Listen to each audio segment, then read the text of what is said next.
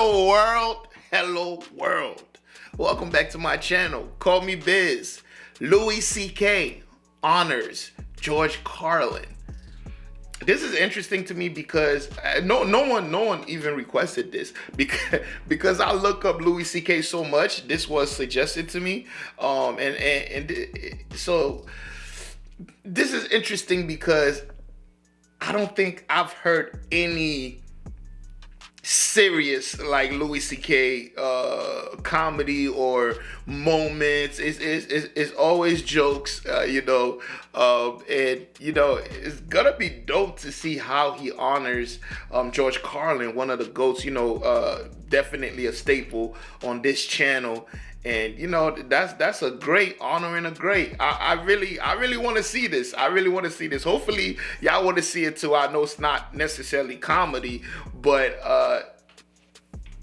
it is a reaction channel. Like I said, I'm reacting to whatever I want and whatever y'all want. Mainly comedy. We do mainly comedy and like movie clips and stuff. But anyways, look, if you enjoy this content, please hit that subscribe button. Like the video if you like the video. Leave a comment. Let me know that you were here. I do appreciate it. If you ain't got nothing to say, just be like, I was here. That's love, all right? No more ghost watching. And yo, rest in peace to George Carlin, man. Rest in peace to George Carlin. Y'all could just go and check out all the reviews I've done on his stuff. That's definitely a thinking comedian. I felt like he was more than a comedian. A lot of times when I'm watching him, I keep forgetting he's a comedian. But he finds ways to tie in the comedy in there, and it's dope. So let's go ahead and watch. Like others, our last guest is an all-rounder. Actor, comedian, Emmy Award-winning writer, filmmaker. He is ranked number 98 on Comedy Central's 100 Greatest Stand-Ups of All Time. But what the fuck do they know? For us, 98. He's number one tonight, Louis C.K. I gotta see that list. I'm gonna check that list out. Thank you.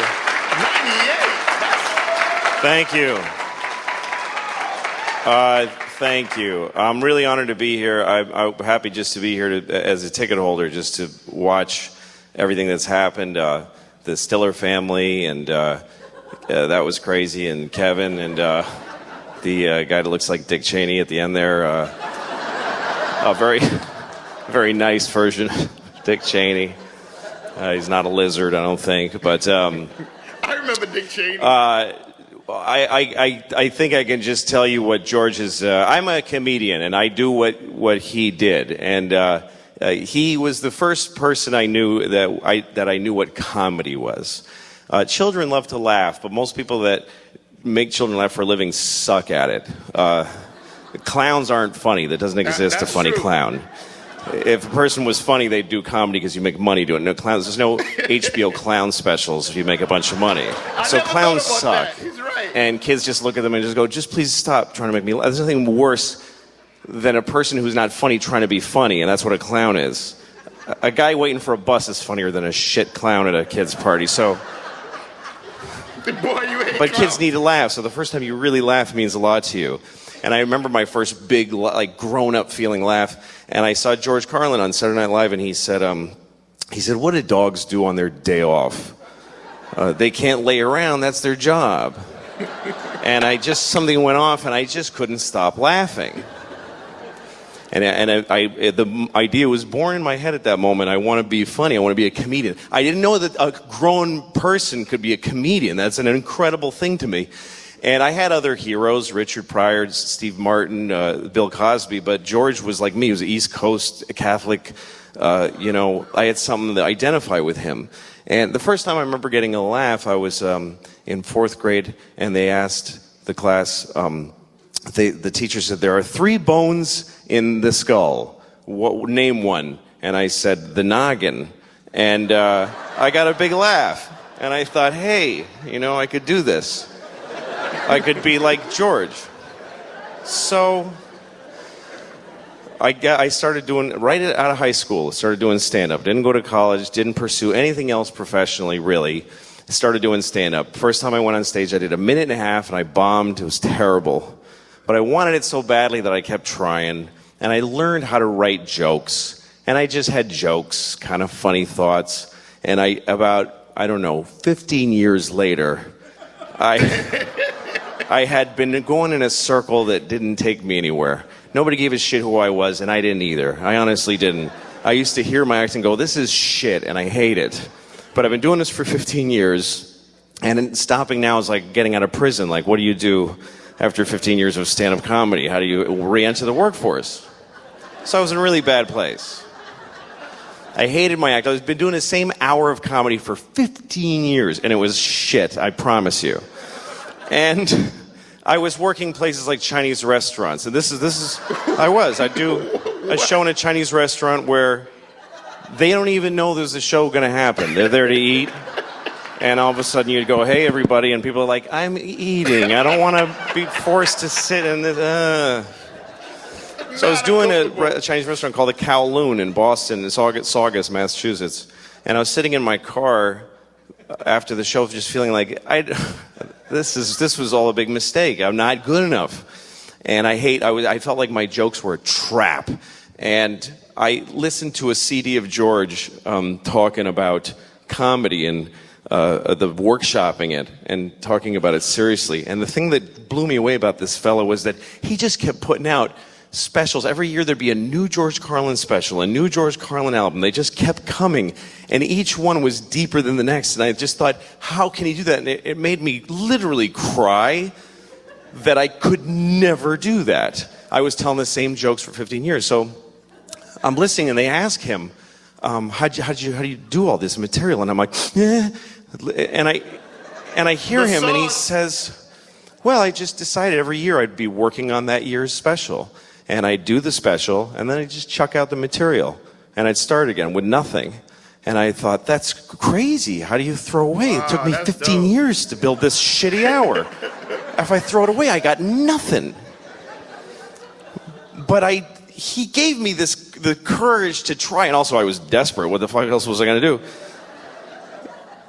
do? This idea that you throw everything away and you start over again. And I thought, well, okay, when you're done telling jokes about airplanes and dogs, and you throw those away, what do you got left? You can only dig deeper.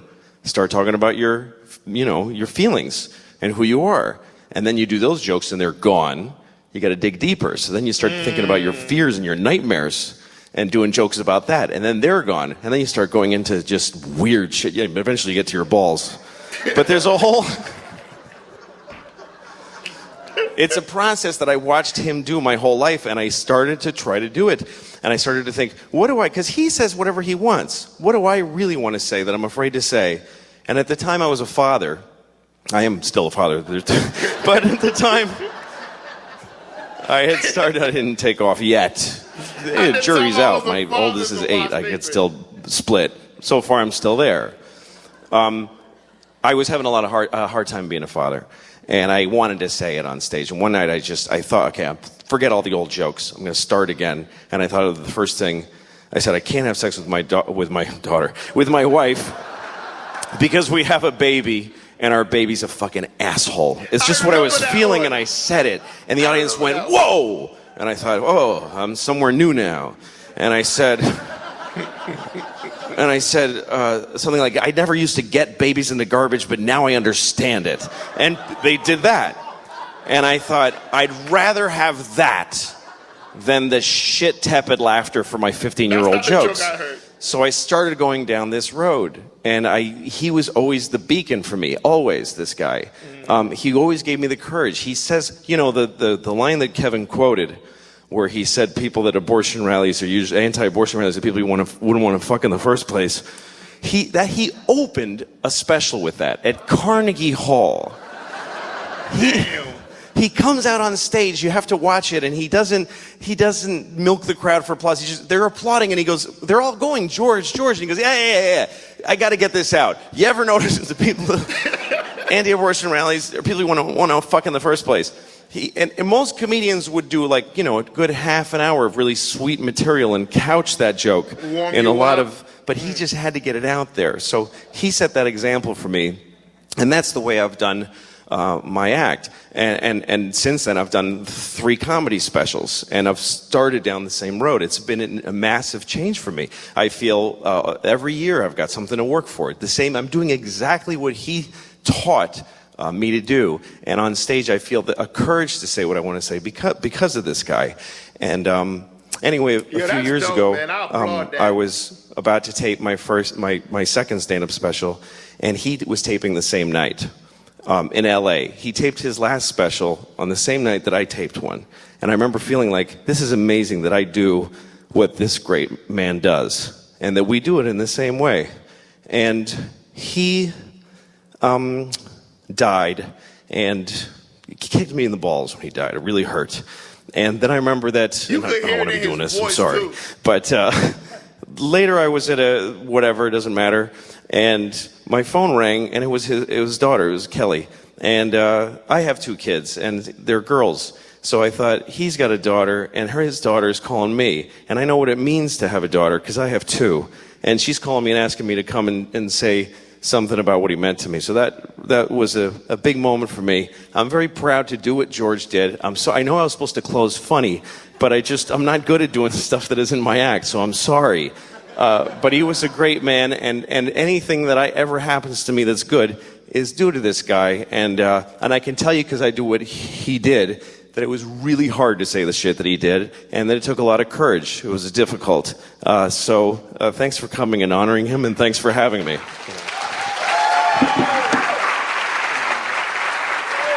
That was good, man.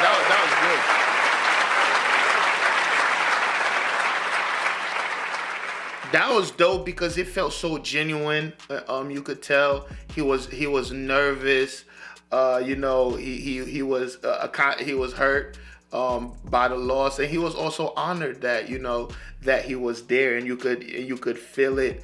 All like the low voice cracks, the little nervous jokes he was throwing out there. But as a creator myself, somebody who's been making music pretty much my whole life, and dabbled in writing. I do everything that's creative. At a point you just feel like, yeah, I would find my lane in a creative place, and hearing what he said, George said, that's so dope. That's why you see me, I was so focused, and it's crazy because when he's saying that, I was thinking the same thing about Louis C.K. I'm like, damn, this guy got a lot of specials. Like, how does he keep? But then I noticed that George Carlin got a lot of specials, and now that he mentioned it, his comedy is very similar to George Carlin. I could see him when he gets to an older age being literally like a spitting image of George. But I do think he's a bit more raw, but that's what's always gonna happen with something that comes later. Man, both amazing comedians. I wonder who else. I think he said Kevin. I'm not sure which Kevin. Was it Kevin Hart? There was other people. Man, yo, hearing that speech, like, I want to know what he's talking about, like the workshop, because for me, I remember, right, when I was young, I used to chuck out projects like crazy, and people used to be like, yo, how do you do it? I just felt like it's because I love writing so much. It used to be so easy to just do it, and then somewhere all that went away, and it just started to become harder because I started to think about it more, and you're like, oh my God, I want everything. It's just like YouTube videos, right? In the beginning, it's kind of the opposite. In the beginning, I knew I love music, right? And I want to make music. But making music it's tough. So I'm like, what else do I love about music? Well, I love talking about music. I love critiquing music with my homies. So then I started doing reaction videos, right? No, at first I started doing review videos. But then I'm like, man, these reviews take too long. I just want people to see me in a raw fashion. I'm not good at being scripted. So I'm like, and where I was at, it was difficult for me to just, so I'm like, let me do reactions, and reactions took off. Like, you know, because the way I was breaking down the lyrics and, you know, and you know, and I really grew a passion for critiquing music, which I never thought I would. And I'm like, well, if I could critique music, I could probably critique anything else, you know, it's just talking, right? So I like this raw version. I say all that to say, as a creative, I could see how him hearing that from Carlin and being stuck in a rut, and that just, you know, opened up, like, it showed him a new way to look at something, you know, that he was probably looking at from a wrong perspective. And that's amazing, because now he just opened my eyes to something completely new. Even though that's kind of my approach to things. Just do it, trying to do it the best that you could. But, you know, just do it and try to do new things and stuff like that. But I love that. That was a great tribute because it just felt honest. It didn't feel scripted. I don't think he sat down and studied. I just thought he sat down. He's like, man, what does this man mean to me? Oh, he got me out of this rut, and then he rolled with that. That's dope. I appreciate that, man. Rest in peace to George Carlin, man. Definitely one of the GOATs. And there will be more George Carlin on this channel, by the way.